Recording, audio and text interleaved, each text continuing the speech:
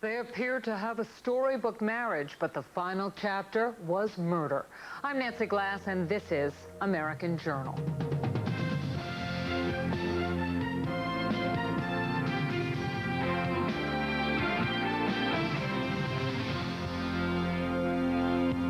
To all who knew them, they were the perfect couple. All they'd ever talk about is what they were doing and how well they're getting along and, you know, all the enjoyment. They had a future people would die for. Now, authorities say she had an affair he would die for. We found the gun used to kill her husband hidden in the apartment. Michelle had purchased that gun 2 weeks prior to the homicide. They are man-eating killing machines, the most dangerous predators on Earth. But this man is luring them right to where the swimmers are, just to make money. What is he gonna wait until someone gets attacked and go, oh, I was wrong, I'm sorry. Now, some say this entrepreneur's business could turn surfers into shark bait. He's 250 pounds of heavenly joy. Say hello to Ivan the Friendly, the great ape thrilling shoppers at this mall for years. He's an intelligent child. But now, Ivan's shopping days are numbered, and the battle to grab the gorilla is on.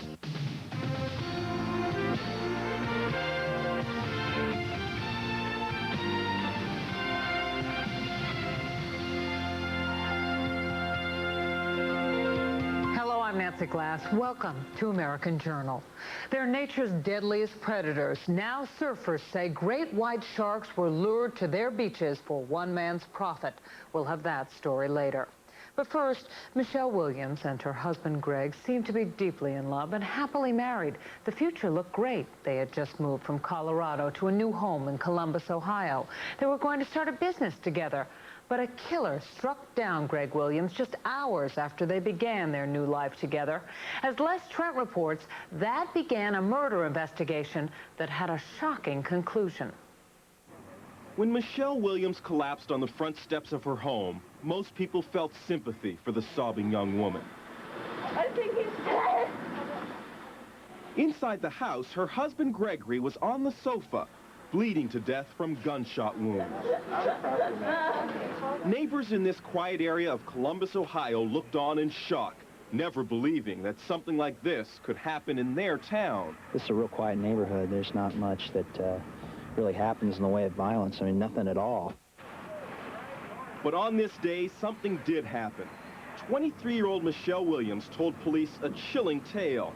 She said a man wearing a tool belt burst into the couple's new home and opened fire. She says he shot her husband, Greg, 3 times and then ran away. And there was a man dressed as a maintenance man, came in the front door, shot the victim in the chest and ran out the back door. 1 ID, 2 ID. 2 IDs. While paramedics struggled to save Greg's life, police searched the neighborhood for the unknown assailant. According to Detective Danny Caudell of the Columbus Police Department, Greg Williams' murder spread a wave of fear throughout the city. People were unnecessarily frightened and panicked in the northwest part of Columbus because of the story of a tool belt wearing psychopath who was out there killing people for no known reason. 30-year-old Greg Williams died 2 hours later. When Michelle heard the news of her husband's death, her mother tried to console her in the back seat of the squad car.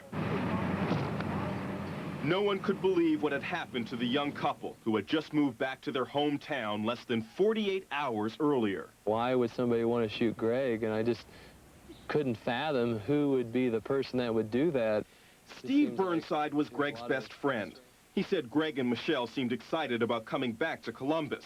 A year and a half earlier, they were married and had moved to Colorado shortly afterwards.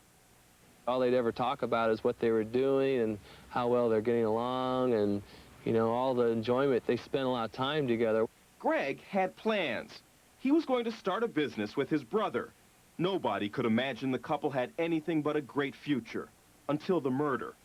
Everyone wanted an answer to the question of who killed Greg Williams.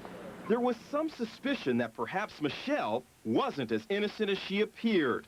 Only hours after Greg was murdered, cops tried to talk her into having a test done for gunpowder residue. What that will show is if there's any gunpowder on your hand, okay? Because I guarantee you, okay, I guarantee you there's going to be people that are going to suspect maybe you did this. And the new widow can be seen minutes later wringing her hands. But Michelle was hesitant about taking the test. You have nothing to be alarm yourself about. Police were determined to find Greg's killer, and less than a week later, their arrest of a suspect shocked many people. Everybody was very surprised when they learned that we had arrested Michelle Williams. In a bizarre twist, Michelle Williams was charged with aggravated murder for the death of her husband, Greg. Apparently, not everyone was convinced by the performance of the grieving new widow. There was some speculation by other officers and even representatives of the media who were there. There was some speculation as to whether or not the fainting spells, which were numerous, were in fact genuine. Although they may have doubted Michelle, police based their arrest on more than just suspicions. We executed a search warrant on the apartment where the homicide occurred. Police found the murder weapon, a gun Michelle bought in Colorado just before she left. We found the gun used to kill her husband in the apartment, hidden in the apartment. Michelle had purchased that gun 2 weeks prior to the homicide. When police investigated Michelle's life in Colorado, they made another discovery, a boyfriend. We have established that Michelle Williams had engaged in a relationship out in Colorado that could accurately be characterized as a romantic relationship. But that wasn't all. In addition to finding out about the gun and the affair, police also uncovered a $300,000 insurance policy taken out on Greg's life just months prior to his death. The beneficiary was Michelle. Police concluded she had devised a calculated plan to get rid of her husband. Nothing that I knew about Greg Williams or that I ever learned about Greg Williams during the investigation indicated that he was a person who deserved to die in the manner that he did. Steve Burnside has struggled with the death of his buddy Greg.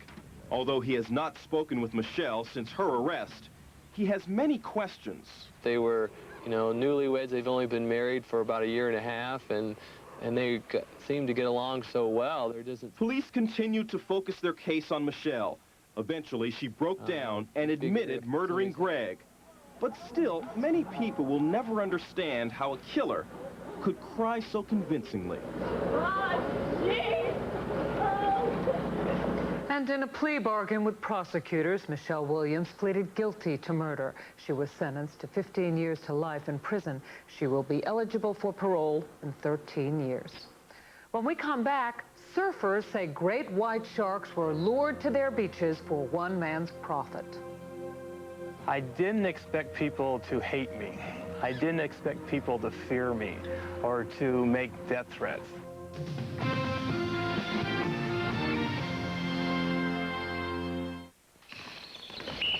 Listen up, gentlemen. This is your mandatory phys ed uniform. White shirt, white shorts.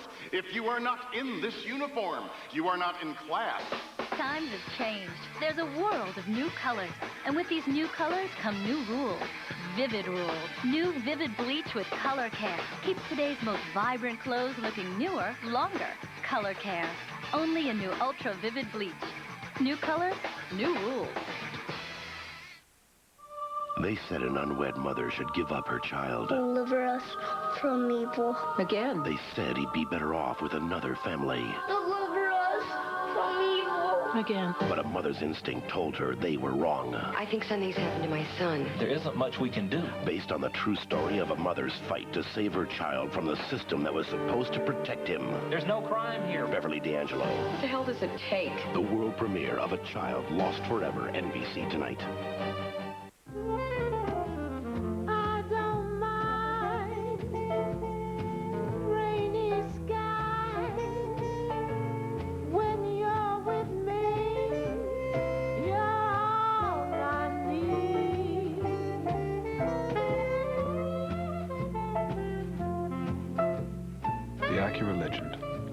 version of healthcare reform. Lease an Acura Legend for $3.99 a month. See your dealer for details. At Burger King, you're #1 with us. So just for you, we've gone the BK broiler one better. Now it's even bigger than the one before, with more all-white meat chicken for an even bigger value than the one before. Of course, it's still flame broiled because that's one taste we know you love. The new BK broiler. It's one big taste for one big value, and we'll make one specially for you at Burger King. Hi, welcome to Burger King. We may not be the world's #1 fast food place. It just tastes that way with the new BK broiler.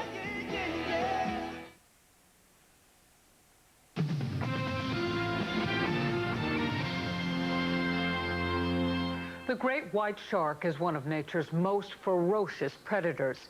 In Santa Cruz, California, shark expert John Capella offers tourists the chance to see great whites up close, even to touch and feed them. But his critics say his methods have put surfers and swimmers in danger. As Dan Noyes reports, Capella's own life has been threatened. Dan? Nancy, Monterey Bay offers some of the best scuba diving and surfing in the world, and its designation as a national marine sanctuary is meant to preserve this unique habitat for everyone. But John Capella's shark expeditions may be putting wildlife and human life in danger. Monterey Bay's rugged cliffs present an endless parade of California wildlife. Sea lions, otters, and seals are thriving in this 5,000 square mile sanctuary. As they multiply, so do their natural enemies, the great white sharks. It was just a matter of time before someone tried to profit off these predators. Shark guide John Capella. There may be less than 1,000 people in this world that have seen sharks underwater in a setting like this. So it's rare. It's an adrenaline rushing experience. Capella has been giving tourists that adrenaline rush for 6 years now. It's like a big erector's kit, you know? He assembles his cages and begins a process called chumming. Capella dumps ground fish and beef blood in the water to create an oily slick. As the day progresses, the slick will get wider and wider and wider. Hopefully the scent of the slick will start to attract the sharks to the boat. When the first dorsal fin appears, down go the divers for the experience of a lifetime. Early on, these tours went smoothly while Capella sought the smaller sharks. Then he went after the largest and the fiercest shark of all, the great white. This expedition in January outraged the surfers who also use Monterey Bay, and Capella can't quite understand why. This is an area which is well known for great white sharks. His basic point is he's saying that these are sharks that are here anyway. He may say they're already here, but it seems to be congregating into this area, which is scary, you know? It's not fair. If you're thinking about a shark every time you're waiting for a wave, you know, it's just not, you're not going to have fun. You look at the water, you can't see very far, so you don't really know what's under you. It could be like 2-3 feet under you right now, and you wouldn't even see it until it's too late. These professional surfers have a right to be afraid. There have been so many shark sightings and bloody attacks that this section of the California coast has been nicknamed the Red Triangle. Still, Capella says he is surprised at how angry his critics have become. I didn't expect people to hate me. I didn't expect people to fear me or to make death threats. But they have. Capella has received dozens of calls, many people interested in going after great whites, others interested in going after Capella. You better hope nobody ever gets hit by a shark anywhere near your boat, because if they do, we're going to tie your up and we're going to cut your legs off with a chainsaw and leave you there to bleed. Capella believes the threats are coming from surfers, even though the divers, kayakers, and sailboarders who also use Monterey Bay are in just as much danger from shark attack. But surfers are the ones who have organized to stop Capella's expeditions. It's almost like having a barbecue, inviting all your friends over for the barbecue, lighting the coals, getting everybody's salivary glands going, and then announcing that there's no stakes, and if they want to eat, they've got to go somewhere else. Steve Merrill of the Surfers Environmental Alliance worries that the great whites will attack surfers once Capella works them into a frenzy with his blood and fish parts, but gives them nothing solid to eat. Until they can assess the danger, the National Oceanic and Atmospheric Administration has ordered Capella to stop his expeditions. NOAA marine biologist Aaron King.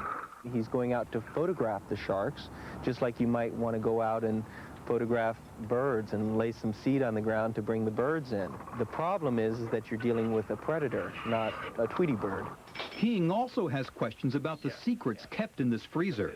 John Capella is evasive about the mixture he dumps in the water to attract sharks. He admits to using cow blood, but he says that's mainly for his customers' enjoyment. When they come out on a shark dive, they want to see blood. Okay, we'll get you blood. I can use grape juice. King wishes Capella would use grape juice. He says it will be far safer than cow blood. There are EPA regulations on discharge of mammal byproducts into ocean waters or into any waters because of possible transmission of diseases and things like that. Some of that blood people actually buy to make sausages and stuff of that sort. Now we're getting really gory stuff. So it's clean gore that you use? Yes, it's at almost at a standard for human consumption. Scientists disagree whether Capella is in fact making these waters more dangerous to use.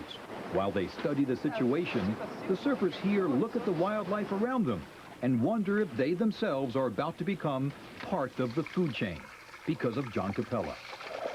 And he's telling us that he's not doing anything wrong, but he hasn't, you know, what is he going to wait until someone gets attacked and go, oh, I was wrong, sorry. How would you feel if you're out here chumming one day and someone gets attacked? It's like playing Russian roulette out there, regardless of whether I'm out there chumming or not. Why are they putting themselves in jeopardy? Why are they putting themselves in an area which is known for great whites? John Capella told us he intends to continue his shark expeditions in defiance of the ban by the Department of Commerce. When we come back, why there's guerrilla warfare in Tacoma, Washington. He's spoiled, he is adored, and for now, this is the safest place for him to be.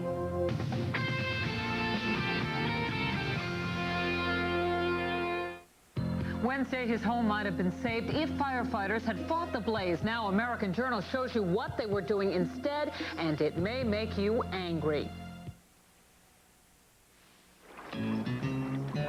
This stuff is amazing. I just spray on Cutter and I'm invisible to mosquitoes. If the bugs can't see you, the bugs can't bite you. So get long-lasting Cutter insect repellent and be invisible to bugs. If it's time to do a little groundbreaking, don't go at it the old-fashioned way. Tear through it with a garden claw from Garden Weasel. Just position it like this, and you'll be ready to cultivate, loosen, aerate, and weed. The hardened steel tines rip through tough soil with just a twist of the comfort grip handles, even in heavy clay. And it comes with a 100% lifetime guarantee. So if you've got a tough job ahead of you, tear through it the easy way with the Garden Claw. From Garden Weasel. The Garden Claw is available at Faye's, Kmart, Sears, and Agway stores. Makes a great gift. It's summertime, summertime, summertime, Applebee's, summertime, summertime, summertime, summer fair, Applebee's, summer fair, summertime. Pick one, pick two, pick three, Applebee's, triple choice, mix and match, everything you want to eat, one price, one meal, lots of food, what a deal, wow, can this be real? Be there, get there, don't miss summer fair, food this cool comes only once a year, Applebee's, triple choice. America's favorite neighborhood, Applebee's. So, how do you want your hair cut? I just want it short, hugging my skull, so that it forms a nice helmet. After spending 25 years in the military, I've gotten accustomed to having short haircut. Because, that looks all right. Well, that's been fun. See you. Supercuts. How do you want your hair cut? See this cool new insect repellent? It's Cutter Pleasant Protection. It's the first clear gel, so it feels cool, smells awesome. And it makes you invisible to mosquitoes. So get Cutter Pleasant Protection and be invisible to bugs.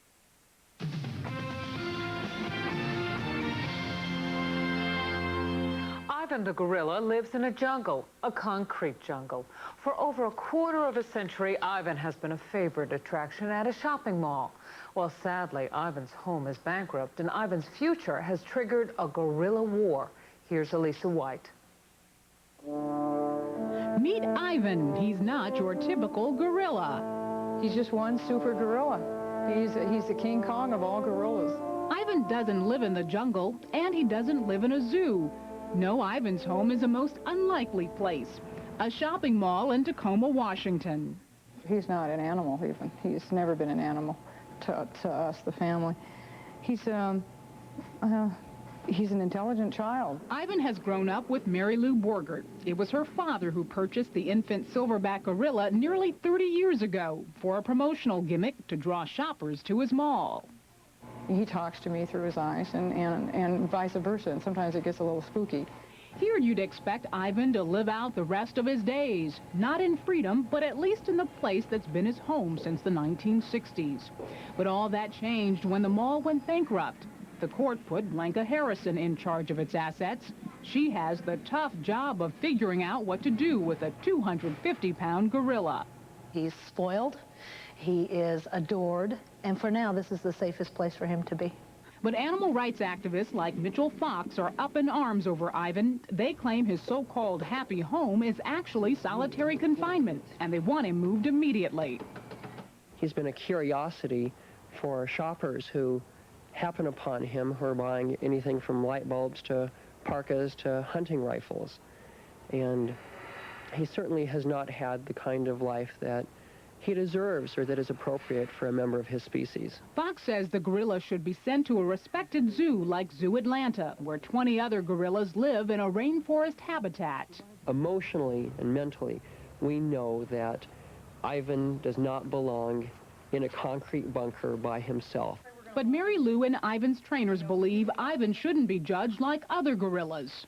It's going to be difficult because he's not a zoo gorilla. He's, like Mary Lou said, he is a human. I mean, we have to treat him like a 5-year-old baby. I feel if Ivan's moved, he'll die if he's not done in the proper method. Animal rights folks have tried lawsuits and even a $30,000 cash offer to move Ivan to Zoo Atlanta. We're not looking to purchase Ivan. We're looking to pay off his ransom. But Mary Lou says there's another reason why Zoo Atlanta is so anxious to get their hands on Ivan. They want Ivan for only one purpose, and that's for his studability. That claim is laughable. You know. Zoo Atlanta director Terry Maple says Ivan's reproductive potential is not an issue, but recently a gorilla like Ivan changed his ways late in life. Meet Willie B., who spent 27 years alone in a cage.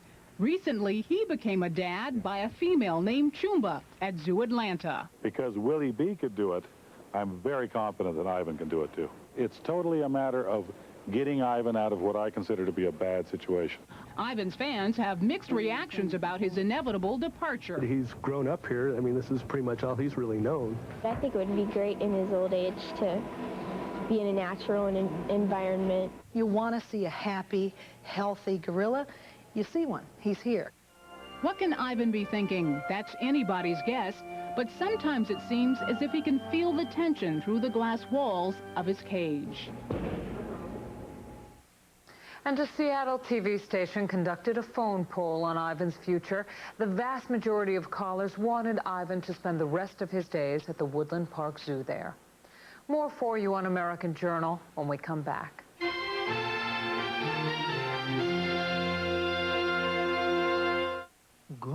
The thirst for good old-fashioned lemonade often strikes beyond the front gate, which is why we'd like to introduce Country Time in bottles. Enjoy them wherever the wind blows.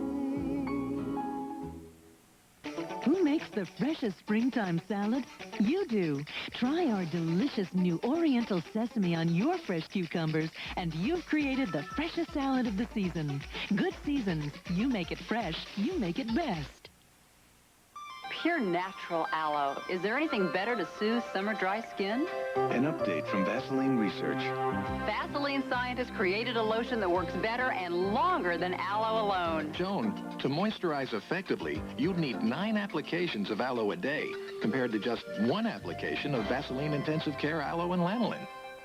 That's soft, silky skin all day long. Vaseline Intensive Care Aloe and Lanolin. From intensive research comes intensive care.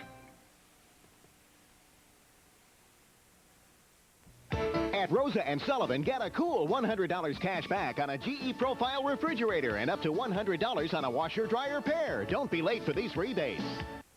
Dear foreign car owners, when it comes to fixing brakes, foreign cars aren't foreign to Midas. That's why we offer same-day brake service and guaranteed brake shoes and pads for as long as you own your car. This is a McDonald's $1.99 hamburger Happy Meal. This is a happy kid eating the Happy Meal. This is the happy mom of the happy kid eating the Happy Meal that happily costs only $1.99, which is why we're happy to say what you want is what you get at McDonald's today. And now from Bedrock, this late-breaking story. McDonald's is rolling out the Flintstones Happy Meal. There's the Rubbles rounding the Rockdonalds, and Pebbles and Dino out for a spin. One toy with each Happy Meal you buy your kids. Self-help for hard-of-hearing people.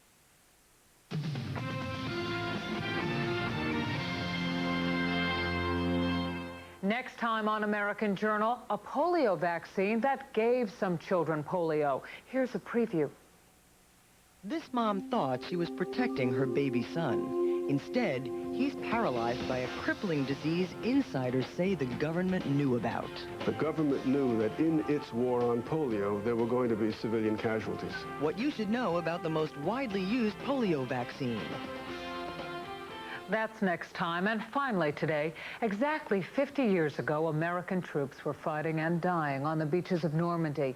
It was the beginning of the invasion that was to free Europe from Nazi occupation. We leave you with a look at history's longest day. I'm Nancy Glass. Please join us again for another American Journal.